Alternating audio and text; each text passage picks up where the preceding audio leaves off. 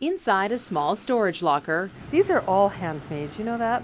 a sign of big hearts. We've got Band-Aids that have been repackaged into little Ziploc bags. Gloves, toques, shampoo, socks, and toilet paper, all things we use daily without really thinking about it. But these things are even more important when your home is on the street. It's a sign people care as the donations start coming in for Project Connect. People are touched that the community does care, and that's what Project Connect is all about in my mind. It's all of us coming together to just show the vulnerable people that we haven't forgotten them, even though it must feel like it sometimes. On October 17th, all of this stuff will be handed out to people living in poverty or on the streets. And we're having a service on Thursday next week. It's been a tough year for Victoria's street community. According to the Our Place Drop-In Center, 30 people have died since June.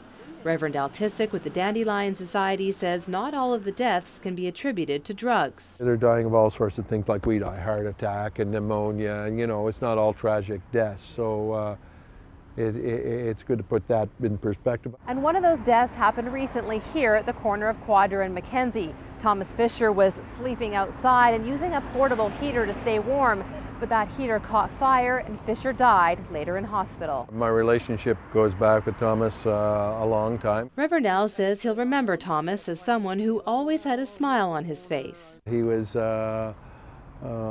always a joyful person, had a good sense of humor. He says the 43-year-old, like many on the streets, preferred to sleep outdoors. He says for some, it's better than finding a mat to sleep on in a busy and crowded shelter. But Reverend Al also says given the right place, most will come inside. We can't assume that if a right place was offered for that guy, he wouldn't have been in. So, I mean, maybe he wouldn't want to go into a shelter, but if he had his own place with his girlfriend, I think he would have jumped at that. And people on the street agree that having a place to call your own is very different from crashing in a shelter. I mean, that's because everyone's snoring, everyone's got germs everywhere. I mean, but if you're in your own little cubicle, like San Francisco proved it. These people were really happy to have that little space, even if it's little. They might stay outside every once in a while, but they still have their own little space, right? Their own home. The Greater Victoria Coalition to End Homelessness has a goal of ending homelessness in the Capital Region by 2018.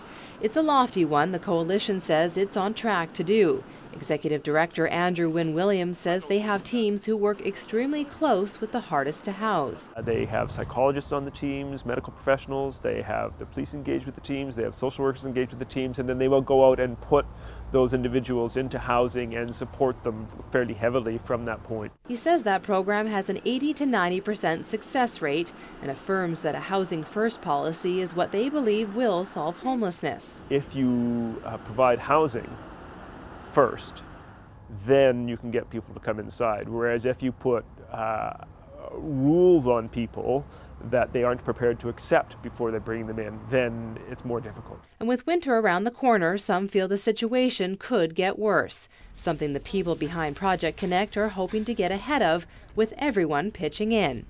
In Victoria, I'm Nikki Ewanyshyn.